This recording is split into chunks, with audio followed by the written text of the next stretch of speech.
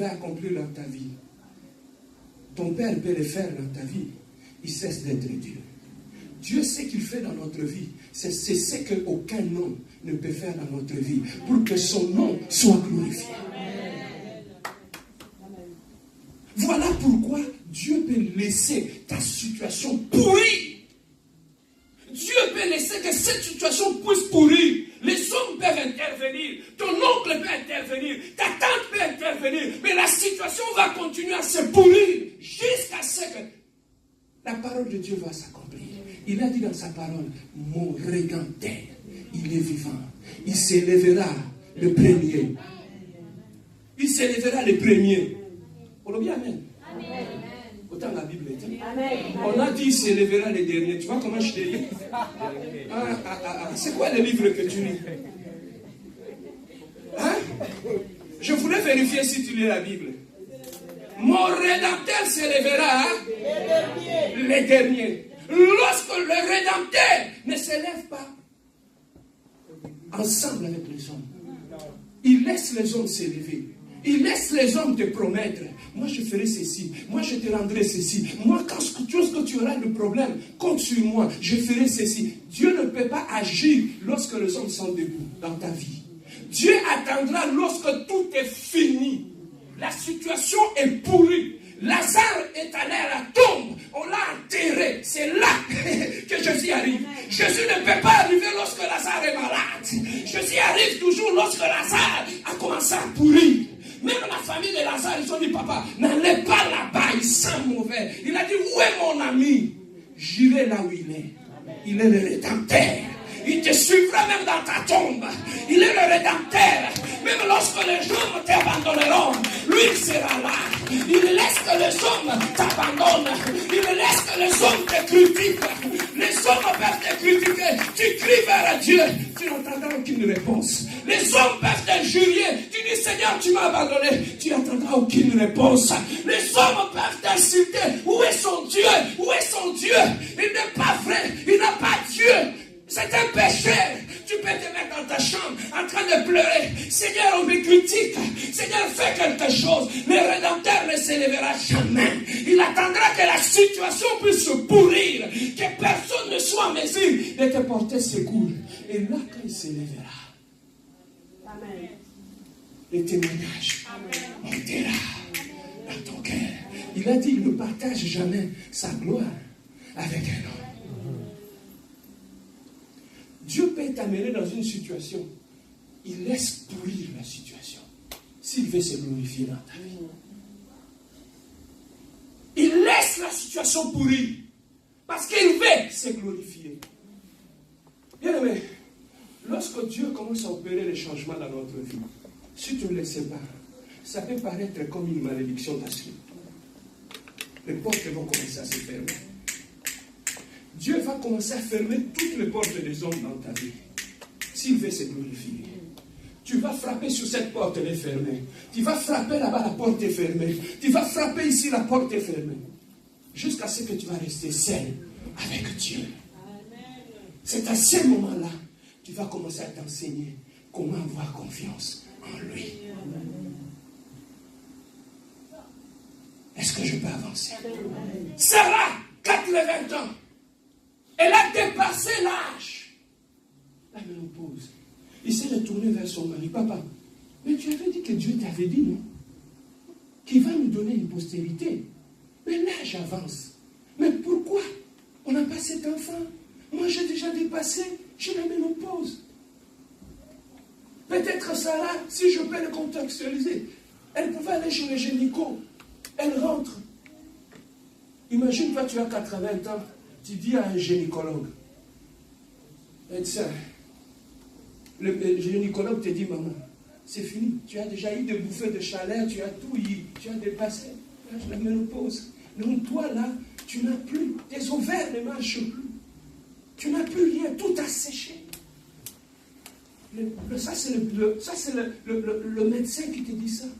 Imagine-toi que tu puisses répondre au médecin, papa, Dieu m'avait promis qu'il me donnera des enfants. Il va se moquer de toi en pleine face. Il va se moquer de toi. Il va dire, madame, va rencontrer un psychologue. Peut-être que tu commences à délirer. Oh! Avec Dieu. Si tu n'es pas encore arrivé. Si les gens ne te traitent pas encore de fou, c'est que tu n'es pas encore arrivé. Et Dieu laissera. Lorsque tu es abattu, le psychologue te dit, madame, je sais que tu le fais pour te trouver un peu de soutien moral, pour être bien. Mais sache qu'à ton état, tu n'auras plus d'enfant. Et lorsque tu rentres chez toi, sur le bout de chemin, ta foi a chuté jusqu'au pied. Tu n'as plus de foi. Tu perds la foi. Bien aimé, vous savez, les gens du monde, ils peuvent te dire quelque chose et qu'ils vont te toucher là où tu as mal et que tu perds la foi. Tu commences à te poser des questions, est-ce que Dieu existe réellement? Et lorsque Sarah, tu sais ce que j'aime avec Dieu, le même médecin qui t'avait dit que pour toi c'est fini, le jour que Dieu te visitera, il mettra un Isaac dans tes bras. Demande une visite chez lui. Va lui montrer ton Isaac. Va lui montrer ton Isaac. Regarde ton prochain, dis-lui, tu verras mon Isaac. Regarde ton voisin, dis-lui, même s'il ne sourit pas, regarde-le, dis-lui, la moussa, dis-lui, réveille-toi, tu verras mon Isaac. C'est bon, tu verras mon Isaac. Même si la ménopause est là, la ménopause spirituelle est là, tu verras mon Isaac.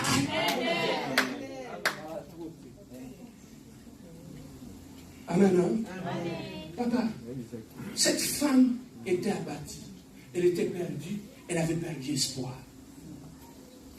Imagine-toi, elle est rentrée maintenant chez son mari.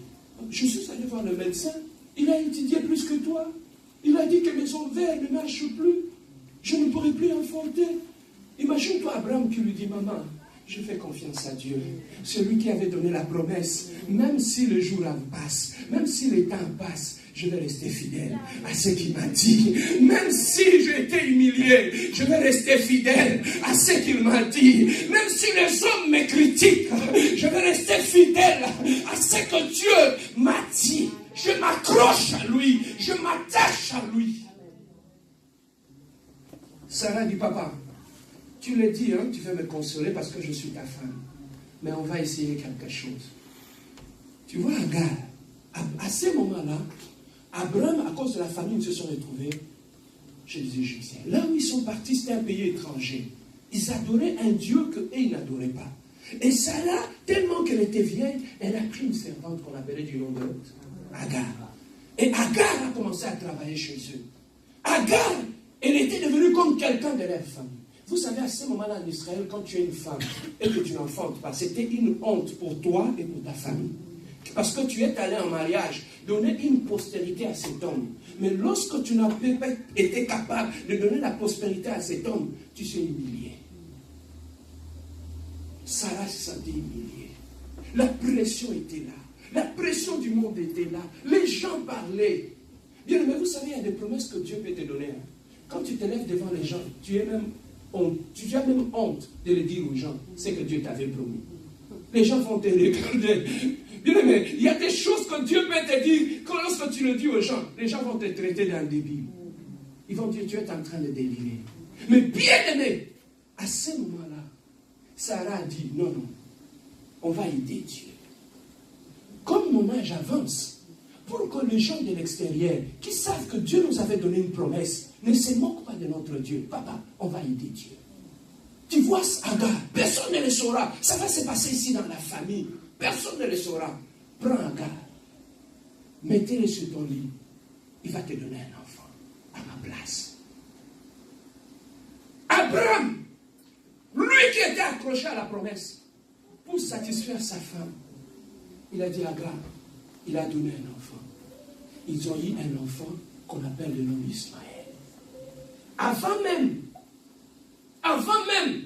que Agar ne puisse avoir un enfant, lorsqu'elle était tombée enceinte, elle commençait à se sentir comme la rivale de sa patronne.